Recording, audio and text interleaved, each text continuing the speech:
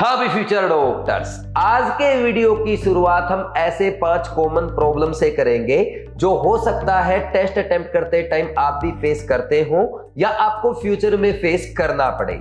और ये पांचों प्रॉब्लम्स ऐसे प्रॉब्लम हैं जिनको ओवरकम करके आप नीट 2025 में अपना स्कोर 700 प्लस तक इंप्रूव कर सकते हैं। क्या है ये 5 प्रॉब्लम्स? सबसे पहला, सर टेस्ट से पहले मैं कभी भी अपना सिलेबस कंप्लीट नहीं कर पाता हूं या टेस्ट से पहले कभी भी मेरा प्रॉपर अच्छे से रिवीजन नहीं हो पाता। सेकंड, मैं कभी भी कंप्लीट टेस्ट अटेम्प्ट नहीं कर पाता, मेरे कुछ ना कुछ क्वेश्चंस या किसी न किसी सब्जेक्ट का कोई ना कोई पार्ट पेंडिंग रह ही जाता है। थर्ड है, टेस्ट में बहुत ज्यादा क्वेश्चन नेगेटिव हो जाते हैं, जैसे 20, 30 या इवन कुछ स्टूडेंट्स तो ऐसे भी होते हैं जो 40 से भी ज्यादा क्वेश्चन नेगेटिव कर देते हैं। फोर्थ प्रॉब्लम है, टेस्ट में स्कोर इंप्रूव नहीं हो रहा, बहुत ज्यादा मेहनत करने पर भी मेरे मॉक टेस्ट का स्कोर 400, 500 या 600 के अराउंड स्टक हो गया है और मैं इसे इंप्रूव नहीं कर पा रहा हूं, जिसके कारण मेरा कॉन्फिडेंस भी नहीं बढ़ पा रहा है। और fifth and most common problem है, टेस्ट अटेम्प्ट करते टाइम मुझे एंजाइटी होती है और टेस्ट अटेम्प्ट करने से डर भी लगता है, जिसके कारण बहुत सारे स्टूडेंट्स ऐसे भी होंगे जिन्होंने अभी तक मॉक टेस्ट प्रैक्टिस करना भी स्टार्ट नहीं किया है। और प्रेजेंट टाइम पे मुझे याद आ रही है मेरे नीट 2024 के कोटा क्लासरूम ऑफलाइन स्टूडेंट जीवन की। जीवन महाराष्ट्र से बिलोंग करते हैं। जब जीवन टेस्ट अटेम्प्ट करता था उसको बहुत ज्यादा एंजाइटी होती थी, पैनिक अटैक आते थे, टेस्ट अटेम्प्ट करने से उसे डर लगता था, इवन ओएमआर फिलअप करते टाइम उसके ऐसे हाथ कांपते थे। तो जीवन को भी मैंने यही स्मार्ट स्ट्रेटजी बताई थी और उसने अच्छे से साल भर प्रैक्टिस किया और आप यकीन नहीं करेंगे, नीट 2024 में जीवन का 690 स्कोर आया है और प्रेजेंट टाइम पे वो सेठ जीएस मुंबई का एमबीबीएस का फर्स्ट ईयर स्टूडेंट है, जो कि महाराष्ट्र का टॉप गवर्नमेंट मेडिकल कॉलेज है। अगर आप भी जीवन की तरह अच्छे से मेहनत करके अपने स्टेट के टॉप गवर्नमेंट मेडिकल कॉलेज से पढ़ाई करना चाहते हैं या किसी सेंट्रल इंस्टीट्यूट जैसे जिपमर, बीएचयू या एम्स जैसे अच्छे रेप्यूटेड कॉलेज से अपनी एमबीबीएस करना चाहते हैं, तो आज की स्ट्रेटजी को अच्छे से जरूर फॉलो करें।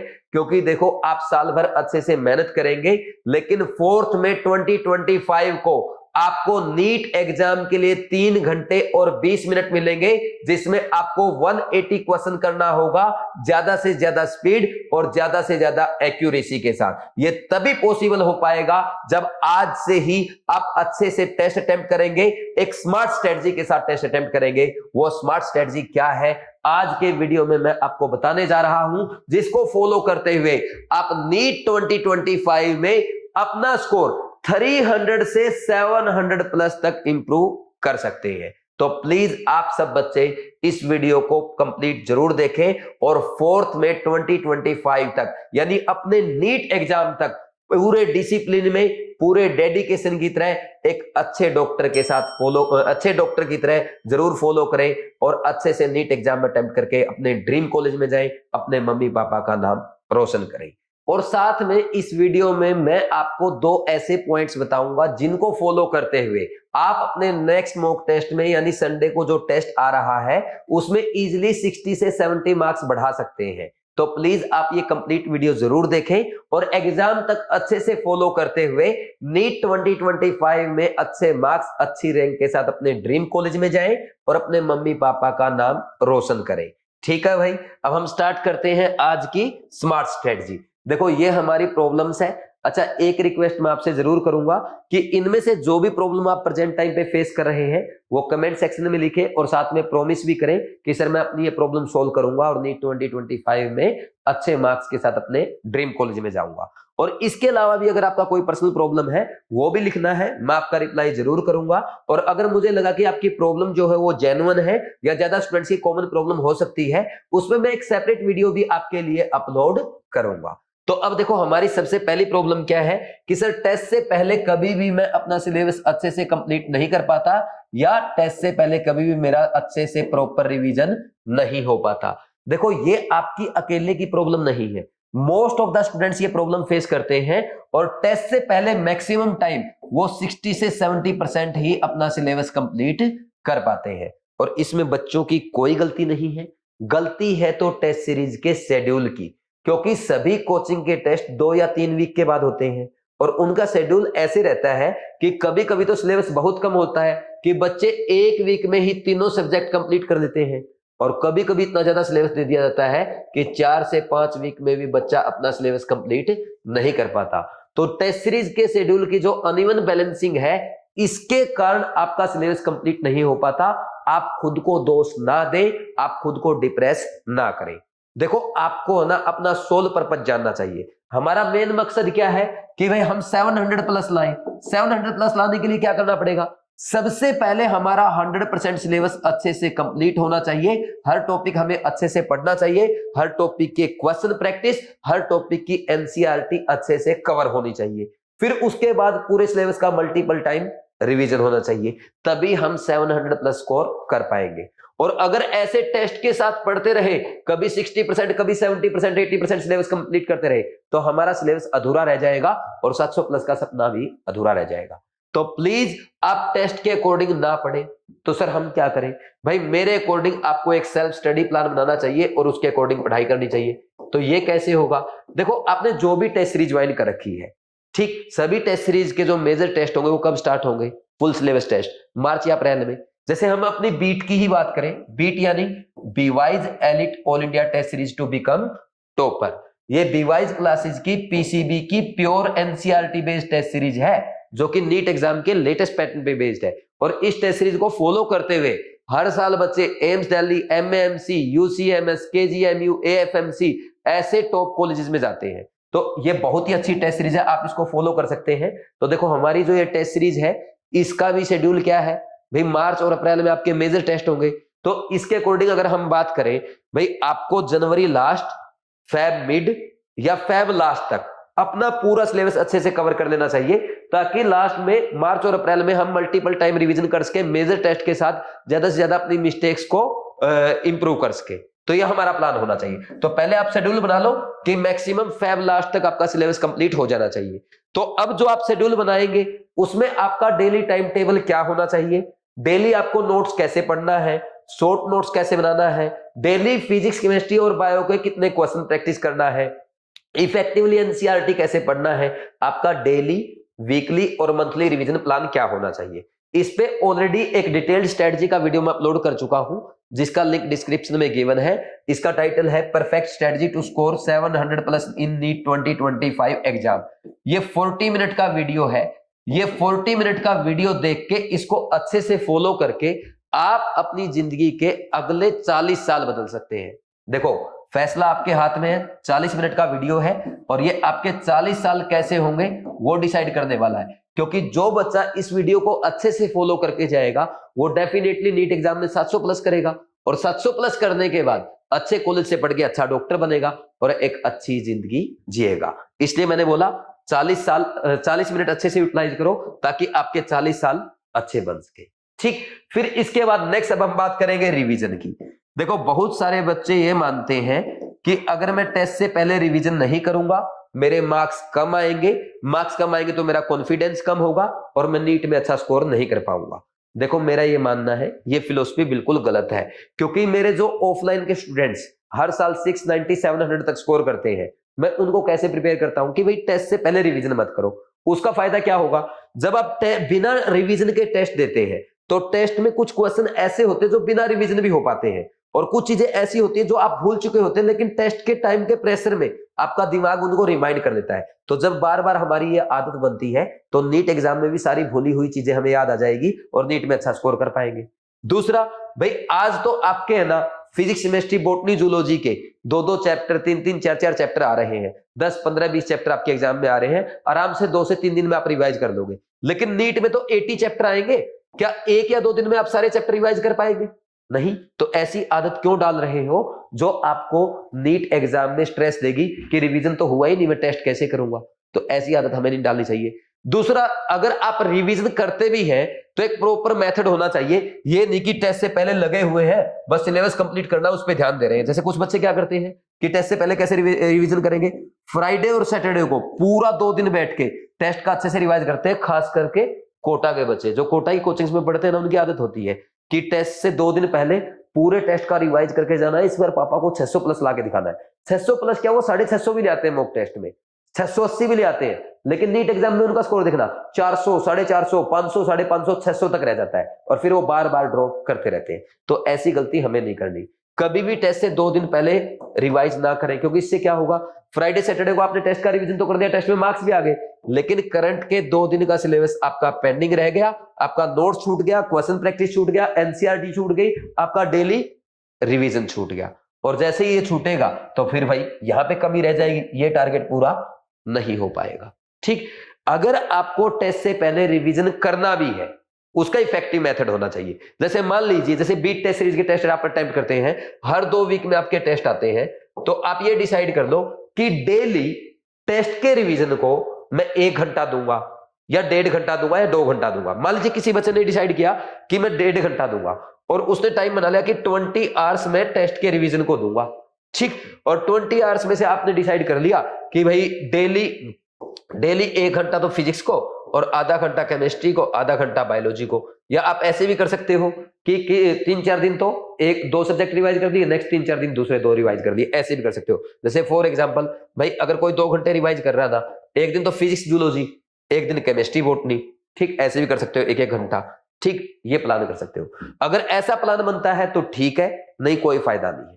और रिवीजन करना है तो ऐसे करना है, पहले हमारा करंट सिलेबस कंप्लीट हो रहा है क्या, करंट सिलेबस टाइमिंग पे चल रहा है, बिल्कुल टाइमिंग पे है। करंट की क्वेश्चन प्रैक्टिस, करंट की एनसीईआरटी, करंट का डेली रिवीजन अच्छे से हो रहा है क्या, ये सब चीजें अगर हो रही है फिर आपको टेस्ट के लिए रिवीजन करना चाहिए। और इसके अलावा अगर आप टेस्ट के लिए रिवीजन करते हैं तो मेरा ये मानना है वो आपके लिए बेकार है, वो आपको नुकसान कर सकता है। और टेस्ट के रिवीजन में आपकी क्या चीजें हेल्प कर सकती है, आपके शॉर्ट नोट्स हेल्प कर सकते हैं। शॉर्ट नोट्स कैसे बनाने हैं मैं उस वीडियो में, स्ट्रेटजी वाली वीडियो में, 700 प्लस वाली वीडियो में डिस्कस कर चुका हूं, एक बार आप वहां से देख लेना। या आपके लिए जो 1 शॉर्ट वीडियो होते हैं टीचर के, वो हेल्प कर सकते हैं। जैसे अगर मैं केमिस्ट्री की बात करूं, केमिस्ट्री में आपका कृष्णा बैच है बीवाइज क्लासेज का, तो कृष्णा बैच में कंप्लीट केमिस्ट्री मैंने 52 आवर्स में पूरा एनसीईआरटी लाइन बाय लाइन अच्छे से करा रखा है। सारे इन टेक्स्ट एग्जांपल, इन टेक्स्ट क्वेश्चन, ठीक, एक्सरसाइज के important question, diagram, graph, table, सब कुछ कवर कर रखा है। तो इस 52 आवर्स के कोर्स में कोई चैप्टर आपका 2 घंटे में होता है, कोई चैप्टर 3 घंटे में होता है, कोई 3.5 घंटे में होता है। जैसे मान लीजिए अगर हम बात करें, भाई मान लीजिए इस बार आपका कोऑर्डिनेशन कंपाउंड आ रहा है टेस्ट में, तो कोऑर्डिनेशन कंपाउंड का मान लीजिए 3 घंटे का वीडियो है, तो आप क्या करेंगे भाई, आज आपने 1 घंटा देखा, फिर नेक्स्ट डे 1 घंटा देखा, नेक्स्ट डे 1 घंटा देखा, 3 घंटे में पूरा कोऑर्डिनेशन कंपाउंड की एनसीईआरटी अच्छे से रिवाइज हो गई। टेस्ट में क्या मिस्टेक कर सकते हैं वो भी मैं आपको कृष्णा बैच के वीडियो में बता देता हूं।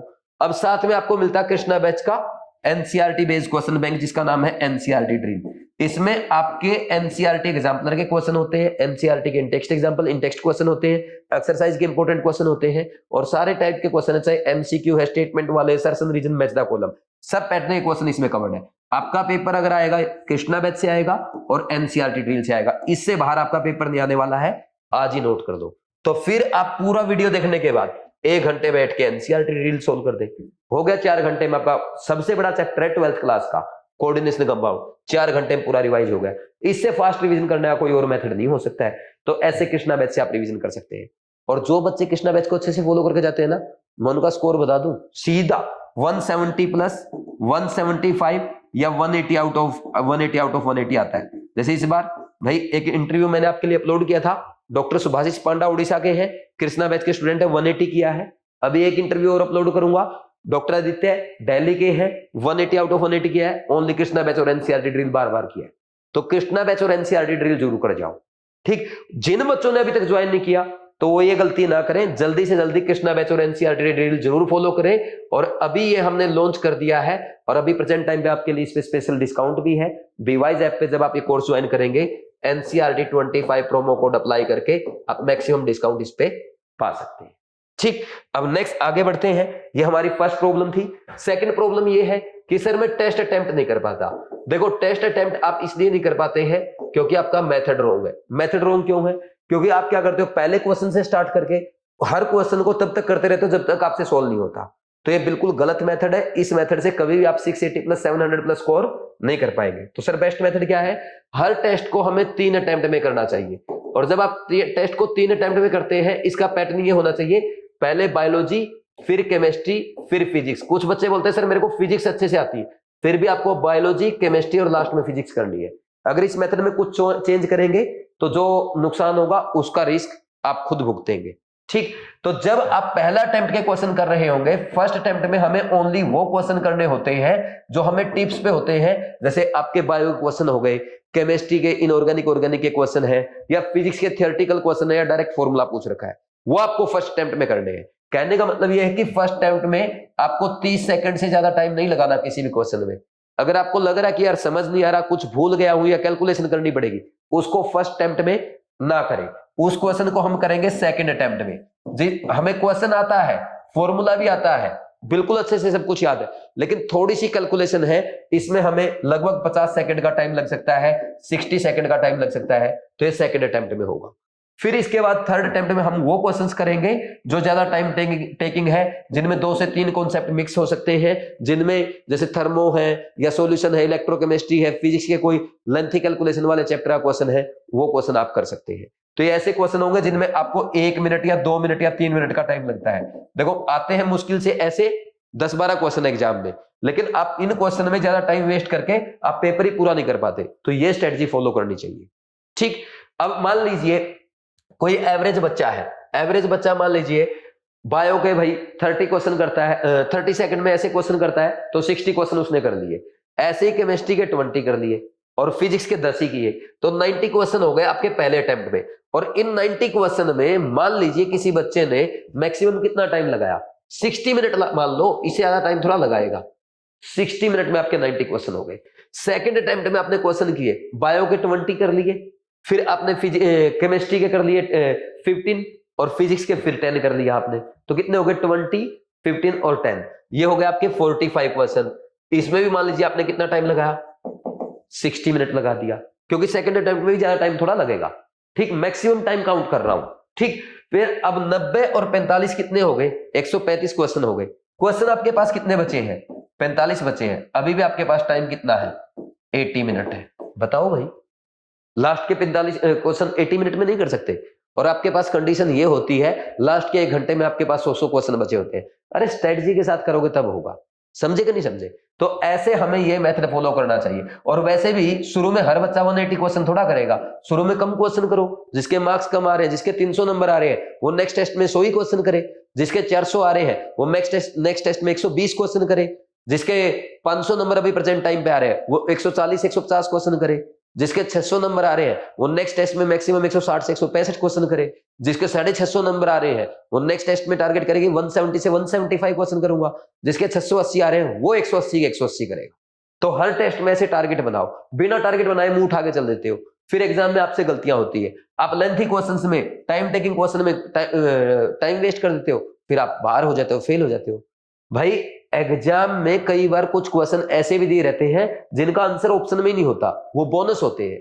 वो क्वेश्चन एग्जामिनर जानबूझ के देता ताकि आप टाइम वेस्ट करो और आप पेपर में रिजेक्ट हो जाओ। Because exam is not a selection process, exam is a rejection process. Examiner आपको टफ लेंथी कैलकुलेटिव क्वेश्चन देके आपका टाइम वेस्ट करके रिजेक्ट करना चाहता है। मैं कहता हूं उन क्वेश्चंस को रिजेक्ट कर दो थर्ड अटेम्प्ट के लिए कि लास्ट में करूंगा, अब अपने आप सिलेक्ट हो जाएंगे। समझे या नहीं? ये टेस्ट अटेम्प्ट करने का मेथड है। फिर इसके बाद जो आप करेंगे, भाई आपने फर्स्ट अटेम्प्ट के क्वेश्चन किए, अब ओएमआर फिलअप करने की स्ट्रेटजी क्या है? ओएमआर फिलअप करते टाइम आपने फर्स्ट अटेम्प्ट का बायो कर लिया, बायो करने के बाद बायो की ओएमआर भर दो। मान लीजिए आपने 60 क्वेश्चन किए थे, तो 60 क्वेश्चन को करते टाइम आपको कितना टाइम लगेगा 60 क्वेश्चन की ओएमआर फिलअप करने में? 5 मिनट, 6 मिनट, 7 मिनट, 8 मिनट।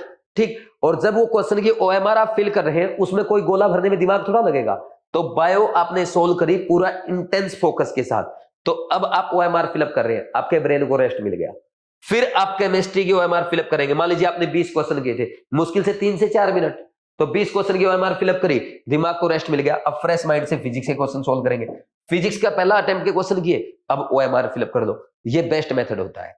फिर सेकंड अटेम्प्ट जब करेंगे उस टाइम ध्यान रखना है साथ के साथ आपको ओएमआर फिलअप करनी है। थर्ड अटेम्प्ट में भी आपको साथ के साथ ओएमआर फिलअप करनी है। ये बेस्ट मेथड होता है। और इस मेथड को फॉलो करा के मैं एवरेज बच्चे जो कोचिंग में 2-2, 3-3 साल ड्रॉप करते रहते हैं, जो कभी 550 से ऊपर जा ही नहीं पाते हैं, उनको मैं 680, 690 प्लस लेके जाता हूं।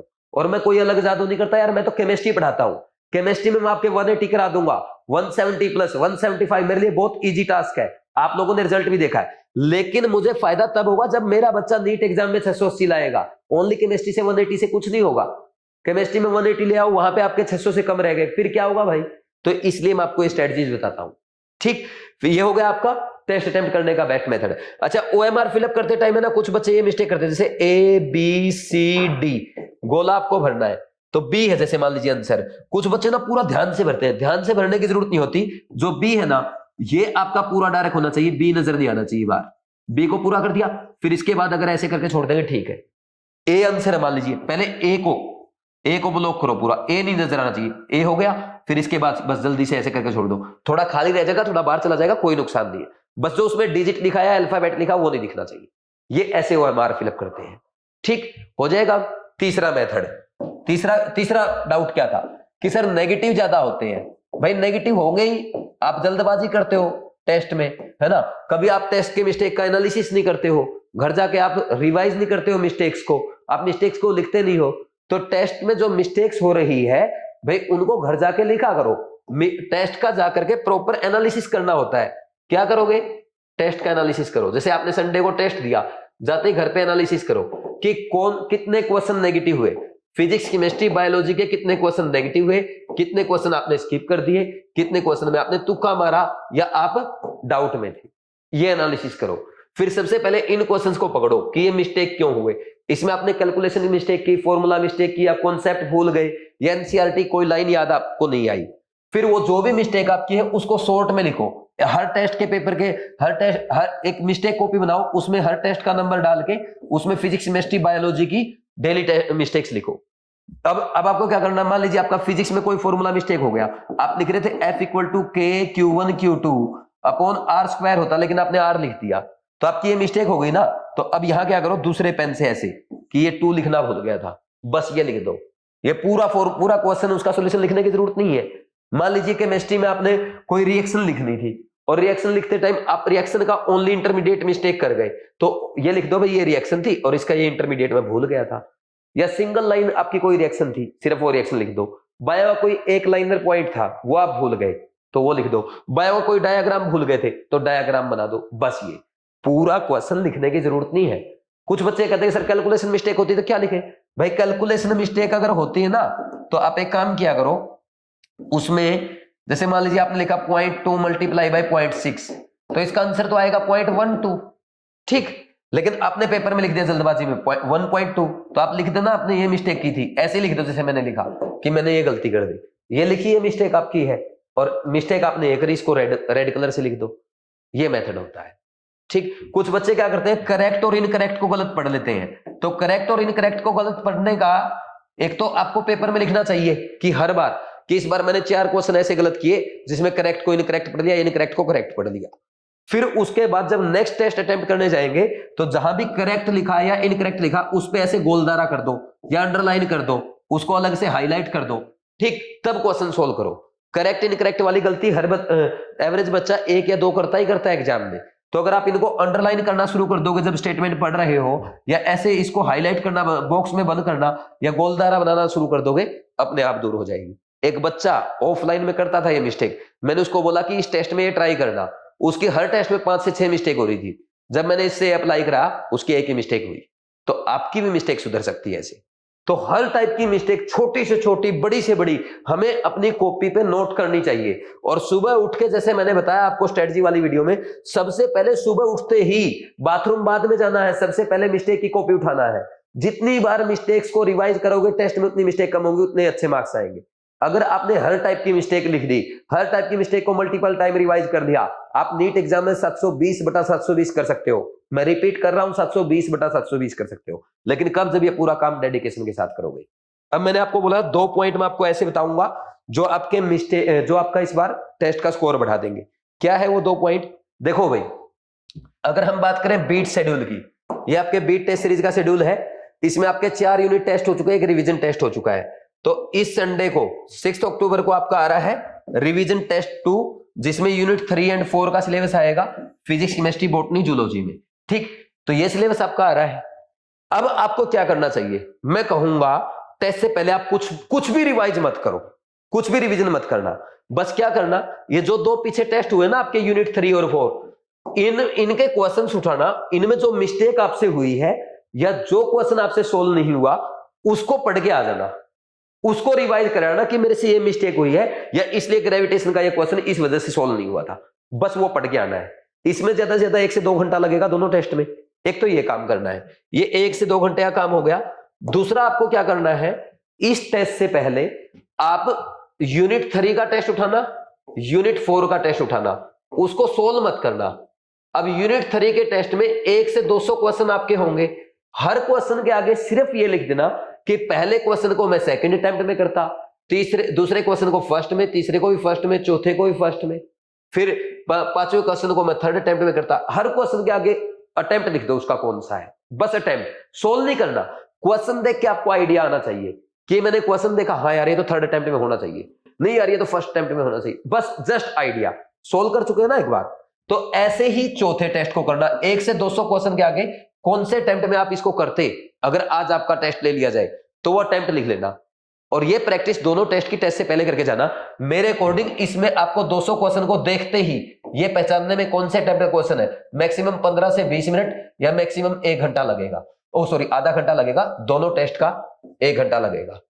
ये प्रैक्टिस कर जाओ। अगर इस बार ये दो प्रैक्टिस है, एक तो नंबर ऑफ अटेम्प्ट लिखना, पिछले दोनों अटेम्प्ट में कौन से क्वेश्चन कौन से अटेम्प्ट में करते, ये प्रैक्टिस आपने करी। दूसरा, इन दोनों टेस्ट की मिस्टेक का एनालिसिस करके रिवाइज कर गए, और आप जो क्वेश्चन सोल्व नहीं कर पाए वो देख के क्यों सोल्व हुआ था। ये दो चीजें अगर आप करके गए, मैं गारंटी के साथ कहता हूं 60-70 छोड़ो, आपके 100 नंबर ना बढ़ जाए ना, आप मेरे पास आ जाना, मैं पर्सनल आपकी प्रॉब्लम सोल्व करूंगा। 100 नंबर से ज्यादा बढ़ जाएंगे आराम से इसी टेस्ट में, जो रिवीजन टेस्ट आ रहा है। और बोलो, और आपको क्या चाहिए। और अगर हम हर टेस्ट के साथ ये करने लग जाए कि पिछले टेस्ट में कौन सा क्वेश्चन कौन से अटेम्प्ट में कर सकते थे, या हम हर टेस्ट की मिस्टेक्स का एनालिसिस करके रिवाइज करने लग जाए, तो हर टेस्ट में मार्क्स बढ़ने लग जाएंगे, और धीरे धीरे मेजर टेस्ट आते आपका कॉन्फिडेंस भी बढ़ जाए। एक बार कॉन्फिडेंस बढ़ा फिर कोई प्रॉब्लम नहीं है, समझे या नहीं। ठीक, ये मेथड होता है। ठीक, तो ऐसे अपने को काम करना चाहिए। फिर इसके बाद क्या आएगा, अब चौथी प्रॉब्लम पे आ जाओ। चौथी प्रॉब्लम हमारी ये थी कि टेस्ट का स्कोर इंप्रूव नहीं हो रहा। देखो, इंप्रूव इसलिए नहीं हो रहा क्योंकि हर बार आप टारगेट बना के जाते हो कि 650 लाऊंगा पापा, मम्मी इस बार मैं आपको 680 करके दिखाऊंगा। अरे जब आपके 300 है तो आप 300 से 600 क्यों जा रहे हो। आपने किसी अच्छे आदमी को देखा हो, अच्छे आदमी की कहानी पढ़ी हो, सुनी हो, वो क्या करते हैं, धीरे धीरे आगे बढ़ते हैं, कछुए की चाल से बढ़ते हैं। जैसे अगर मान लीजिए विराट कोहली बैटिंग करने आए और वो ये नहीं सोच के आता कि मैं जाते आज 100 रन बनाऊंगा, सेंचुरी बनाऊंगा, नहीं। विराट कोहली पहले ये टारगेट करता कि पहले मुझे 2.5 का आंकड़ा छूना है, डबल डिजिट में जाना है, फिर इसके बाद मुझे अब 30 रन कवर करना है, 30 के बाद 40 करूंगा, 40 के बाद 45, फिर मैं 50 करूंगा अपनी, 50 के बाद मैं टारगेट 70 का, फिर मैं 80 बनाऊंगा, फिर 90, और 90 के बाद बहुत धीमा हो जाता है 100 तक। जब ये ऐसे स्टेप्स में चलते तो आप क्यों जल्दबाजी कर रहे हो। अगर आप 300-600 जाओगे तो पक्का गिरोगे, सीधी आप बड़ी सीढ़ी चढ़ रहे हो, ऐसी गलती नहीं करनी। आप देखो कि सर मेरा लास्ट टेस्ट का स्कोर 300 आया था, तो सर मैं इस टेस्ट में सिर्फ और सिर्फ कितना स्कोर इंप्रूव करूंगा। अगर आप ये भी टारगेट बना लेते हो कि सर 20 नंबर इंप्रूव करूंगा, और आज से आप बीट टेस्ट सीरीज को फॉलो करते हो, बीट टेस्ट सीरीज में आपके टोटल 30 टेस्ट है, जिनमें से 20 आपके यूनिट और रिवीजन वाइज टेस्ट है, 10 आपके मेजर टेस्ट है, और इसमें से 5 टेस्ट आपके हो चुके हैं। अगर मैं ये मान लूं हर टेस्ट में आप 20 नंबर बढ़ाओगे, जो बचे हुए 15 टेस्ट है, तो 20 गुना 15 कितने बढ़ गए, 600 नंबर बढ़ गए आपके। 600 तक आ जाओगे आप अपना लास्ट रिवीजन टेस्ट तक। फिर स्टार्ट होगा आपके मेजर टेस्ट। जब आपके मेजर टेस्ट स्टार्ट होंगे तो मेजर टेस्ट में हर टेस्ट में सिर्फ 10 नंबर बढ़ाना, 10 गुना 10 कितने हो जाएंगे, 700 नंबर हो जाएंगे। आज तक बीवाइज क्लासेस के बीट टेस्ट में, मेजर टेस्ट में अगर कोई 650 नंबर भी लाया है ना, उसका नीट में 700 प्लस ही आया है। बीवाइज के बीट टेस्ट में नोट कर लो, आप 620 से 650 स्कोर लाओ, मैं आपका 680 से 700 स्कोर करा दूंगा। और 650 आपने एवरेज कर लिया, एवरेज कह रहा हूं मेजर टेस्ट में, ओनली मेजर टेस्ट की बात कर रहा हूं, इनमें एवरेज अगर आपने 650 भी स्कोर कर लिया तो गारंटी है 700 पार जाएगा। लिख लो ये बात अभी, लेकिन स्ट्रेटजी के साथ जाना है।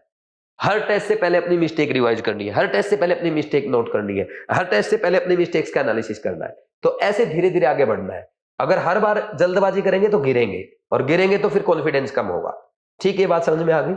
फिर इसके बाद आता है टेस्ट से पहले एंजाइटी होना। टेस्ट से पहले एंजाइटी होती है, पैनिक अटैक आते हैं, डर लगता है। इसका मेजर रीजन पता है क्या है भाई? एक तो सीधा टेस्ट से पहले रिवीजन करके जाना, टेस्ट से पहले सिलेबस कंप्लीट ना होना, टेस्ट से पहले पूरा रिवीजन ना होना। अरे जब रिवीजन नहीं हो रहा, पूरा टेस्ट के अकॉर्डिंग सिलेबस पूरा नहीं हो रहा, थोड़े दिन के लिए छोड़ दो। नंबर लाने हैं, मम्मी पापा को दिखाने, उनको बता दो मार्च अप्रैल में मैं आपको 600 पार ला के दिखाऊंगा। उनके सामने सीधा बोलो, नहीं तो फिर ड्रॉप करोगे मम्मी पापा को दिखाने के चक्कर में। तो पहले तो ये सिलेबस वाला झंझट छोड़ दो। दूसरा जो रिवीजन वाला प्लान है ना, घटिया प्लान, ये घटिया स्ट्रेटजी जो रहती है टेस्ट से पहले रिवीजन करना, इसको भी गोली मारो। अगर टेस्ट से पहले रिवीजन करना छोड़ दोगे, धीरे धीरे नंबर बढ़ने लग जाएंगे, फिर आपको ना कॉन्फिडेंस भी आने लग जाएगा। ये बात हो गई। फिर इसके अलावा टेस्ट के पहले एंजाइटी क्यों होती है, डर क्यों लगता है? क्योंकि टेस्ट में आप भागते भागते जाते हो। मैं देखता हूं कोटा में बच्चे ना 1:30 बजे मैस में खाना खाने जाते हैं, फिर 10 मिनट पहले भागेंगे अपनी मैस से कोचिंग में, 2 बजे 2:05 में 2:10 पे टेस्ट पे पहुंचते हैं। अरे यार, आप टेस्ट पे टाइम पे नहीं पहुंचोगे तो एंजाइटी नहीं होगी तो और क्या होगा? टेस्ट से पहले कम से कम आपको 30 मिनट पहले जाकर के टेस्ट में बैठ जाना चाहिए, और 30 मिनट पहले आपको बैठ के वहां पे लॉन्ग ब्रीदिंग प्रैक्टिस करनी चाहिए। कुछ भी नहीं, बाबा रामदेव बनने की जरूरत नहीं है, सिंपल बैठ के बिल्कुल रिलैक्स्ड फॉर्म में, और आप लॉन्ग ब्रीदिंग कर रहे हैं। लॉन्ग ब्रीदिंग का मतलब ये नहीं कि लंबे लंबे सांस लिए और ऐसे छोड़ रहे हैं, ऐसे नहीं। आप सिंपल जो सांस है उससे लंबा सांस, बस 1 सेकंड का लेते हो तो 1.5 सेकंड का या 2 सेकंड का, दैट इज लॉन्ग ब्रीदिंग।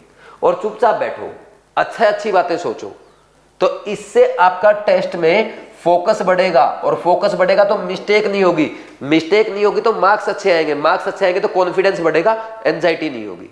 आप भागते भागते टेस्ट में जाते हो यार। आप सिंपल सी एक बात बताओ भाई, आप नीट का टेस्ट जब देंगे 4 मई 2025 को, तो आप उसमें 12:30 बजे एंट्री कर जाओगे, और 5:30 बजे आपको छोड़ा जाएगा। आपकी 5 घंटे आपका पेशेंस टेस्ट किया जा रहा है कि आपकी एंजाइटी होती है नहीं होती, डर होता है या नहीं होता। और यहां आप 2:10 पे आते हो और 5 बजे भाग जाते हो। आपकी 3 घंटे की सीटिंग नहीं है यार, कैसे पॉसिबल है?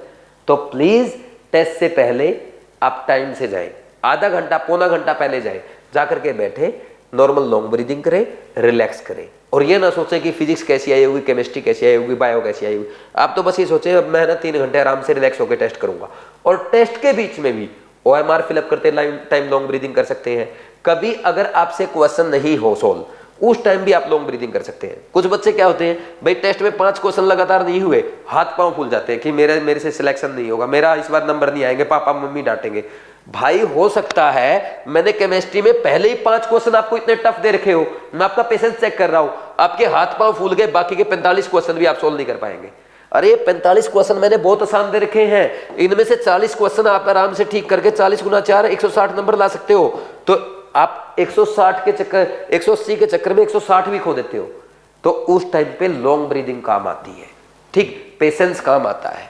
ठीक, अब जरूरी थोड़ा है आप हर बार 180 लाओगे। मैं भी तो टेस्ट बना रहा हूं ना भाई, है ना, मेरी भी तो इज्जत है कि आप 180 लाओगे, हर टेस्ट में लाते रहोगे। ठीक, शिवाली मैम टेस्ट बना रही है, आप शिवाली मैम के टेस्ट में हर टेस्ट में 360 लाओगे, ऐसे कोई मजाक थोड़ा है, हम भी तो बैठे हैं। तो इसलिए हर टेस्ट में नंबर लाने की कोशिश ना करें। अगर आपसे लगातार 1 से 10 क्वेश्चन सोल्व ना हो तो घबराएं ना, ये सोचें कि मुझे 180 करना ही नहीं है, कम करना है लेकिन अच्छे से करना है। ठीक, आप पहले ही टारगेट बना के आओ ना, यार मेरे अच्छे नंबर नहीं आते हैं, तो मेरे तो सिर्फ लास्ट टेस्ट में 300 नंबर आए थे और इस टेस्ट में मेरे को 330 करने हैं, तो ज्यादा से ज्यादा 100 क्वेश्चन प्रैक्टिस कर दो, यानी 400 नंबर का पेपर अटेम्प्ट कर दो। ठीक, मेरे 400 नंबर आए थे सर, मैं तो इस बार ना सिर्फ 10 नंबर बढ़ाऊंगा, तो 440 का अटेम्प्ट करो, 480 का अटेम्प्ट करो, 120 से ज्यादा क्वेश्चन करने की जरूरत क्या है? आपके 500 नंबर आए थे, इस बार आप सिर्फ 150 क्वेश्चन करो मैक्सिमम। ऐसे 160 वाला जिसके लास्ट टेस्ट में 600 नंबर आए थे, वो कोशिश करे कि मैं 160 क्वेश्चन करूंगा, बस बहुत है, 170 क्वेश्चन करूंगा, बस इतना। अब जिसको 160 क्वेश्चन करने, मान लीजिए उससे पहले 10 क्वेश्चन नहीं हुए, छोड़ दो ना यार, 10 और छोड़ूंगा अभी, तो क्यों घबरा रहा है? 10 क्वेश्चन छूट भी जाएंगे तो ये रिजेक्शन प्रोसेस है, क्वेश्चन को रिजेक्ट करना सीखो, नहीं तो टाइम वेस्ट करके अपना दिमाग खराब कर लोगे, पेशेंस खो दोगे। तो हर टेस्ट से पहले ये प्रैक्टिस करो, और टेस्ट से पहले ये तो प्रैक्टिस करना ही करना है। मिस्टेक्स का एनालिसिस, मिस्टेक्स का रिवीजन, ये जरूरी है। टेस्ट से पहले। और जो मैंने बताया ना टेस्ट को 3 अटेम्प्ट में करने के लिए, तो वैसे ही प्रैक्टिस करके आओ। पुराने टेस्ट को उठा के ये लिखा हो इसका पहले अटेम्प्ट में करता, दूसरे अटेम्प्ट में करता, चाहे सिलेबस भी अलग आ रहा है, मान लीजिए यूनिट 3 और यूनिट 5 और यूनिट 6 का सिलेबस अलग है, तब भी आप ये प्रैक्टिस करके आए कौन से अटेम्प्ट में करेंगे। समझ आया? तो ये पूरा डिटेल में मैंने आपको बताया, ठीक। अच्छा, एक काम और करना है भाई, जिन बच्चों को बायो का रिवीजन करना होता है, इफेक्टिवली रिवीजन, तो उसके लिए मैं आपको बता दूं, शिवाली मैम के जो वाइवा है ना, वो वाइवा परफेक्ट है। शिवाली मैम के वाइवा देख जाओ, शिवाली मैम के वाइवा को फॉलो करते हुए एक लड़की इस बार 360/360 करके आई है। अगर आप शिवाली मैम के वाइवा अच्छे से कर लेते हैं और केमिस्ट्री में मेरा Krishna batch plus NCERT drill अच्छे से कर लेते हैं, तो ये आपकी 540 की तैयारी हो जाएगी। और जो बच्चा 540/540 कराएगा वो आराम से नीट में 700+ जाएगा। और वैसे भी 540 तो आपको करने ही पड़ेंगे। इन 540 में से 520 मिनिमम स्कोर है, इससे कम आएगा तो नीट में सिलेक्शन होना मुश्किल है। और देख लो, जो बच्चे 540 में से 520 ले आते हैं वो आराम से 680 तो कर ही जाते हैं। तो अब आपको डिसाइड करना है। तो ये 2 चीजें आप जरूर करके जाएं, इनको इग्नोर ना करें।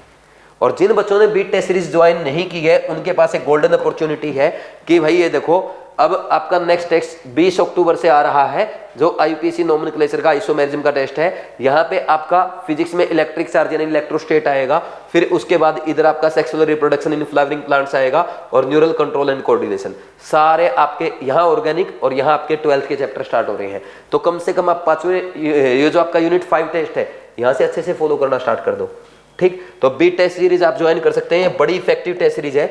इसको फॉलो करते हुए सीवी कंसल एम्स दिल्ली गई है, हर साल बच्चे एम्स दिल्ली, एएफएमसी, बड़े बड़े कॉलेजेस में जाते हैं। तो आपके पास भी ऑप्शन है कि बीट टेस्ट सीरीज को अच्छे से फॉलो करके आप भी जाए।